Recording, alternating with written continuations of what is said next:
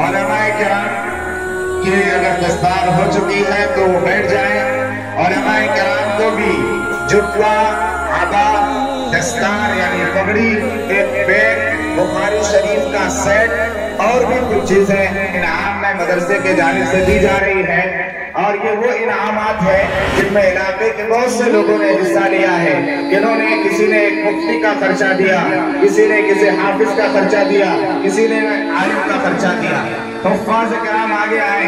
हाफिज मोहम्मद फैजान बिन शब्बीर अहमद, हाफिज मोहम्मद फैजान बिन Shabbir Ahmad Kanpur UP से है। इनके वालिद साहब भी यहाँ तशरीफ लाए हैं, कानपुर यूपी से, यूपी के बच्चे हैं ये।